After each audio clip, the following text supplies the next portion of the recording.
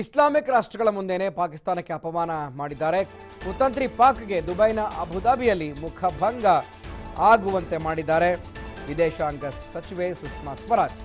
S, ಪಾಪಿಗಳಿಗೆ ಮುಖಭಂಗ ಆಗಲೇಬೇಕಾಗಿತ್ತು. ಅದು ಅವರದ್ದೇ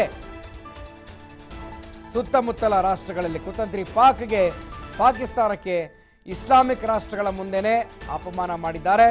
ಅಪಮಾನ ಆಗಬೇಕಾಗಿತ್ತು. ಅದೇ ಜಾಗದಲ್ಲಿ ವಿದೇಶಾಂಗ ಸಚಿವೆ ಸುಷ್ಮಾ ಸ್ವರಾಜ್ ಅವರಿಗೆ ಭರ್ಜರಿ ಸ್ವಾಗತವನ್ನು ಕೋರಲಾಗಿದೆ. ಸುಷ್ಮಾ ಸ್ವರಾಜ್ಗೆ ಕೆಂಪು ಹಾಸಿನ ಸ್ವಾಗತವನ್ನು ಕೊಟ್ಟಿದೆ ಅಬುಧಾಬಿ.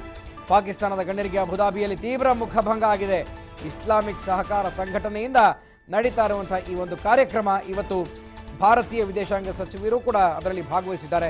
ಅಂದರೆ ಮೊದಲನೇ ಬಾರಿಗೆ, ಪ್ರಪ್ರಥಮ ಬಾರಿಗೆ ಭಾರತಕ್ಕೂ ಕೂಡ ಈ ಒಂದು ಕಾರ್ಯಕ್ರಮಕ್ಕೆ ಆಹ್ವಾನವನ್ನು ನೀಡಲಾಗಿತ್ತು. ಸೊ ಹಾಗಾಗಿ ವಿದೇಶಾಂಗ ಸಚಿವರು ಅಲ್ಲಿದ್ದಾರೆ. ಸೊ ಅಲ್ಲಿ ಪಾಕಿಸ್ತಾನದ ಕುತಂತ್ರಿ ಬುದ್ಧಿಗೆ ಅಬುಧಾಬಿ ಹಾಗೆ ಇಸ್ಲಾಮಿಕ್ ಬೇರೆ ಬೇರೆ ರಾಷ್ಟ್ರಗಳು ಏನೇನಿದ್ದಾವೆ ಅವೆಲ್ಲವೂ ಕೂಡ ಮುಖಭಂಗವನ್ನು ಉಂಟು ಮಾಡಿದ್ದಾವೆ, ಮುಖಸ್ತುತಿ ಮಾಡಿದ್ದಾವೆ. ಪಾಪಿಗಳಿಗೆ ಈ ಒಂದು ಸನ್ನಿವೇಶ ಎದುರಾಗುತ್ತೆ ಅನ್ನುವಂಥದ್ದು ಬಹುಶಃ ಪಾಕಿಸ್ತಾನ ಕೂಡ ನಿರೀಕ್ಷೆ ಮಾಡಿರಲಿಕ್ಕಿಲ್ಲ.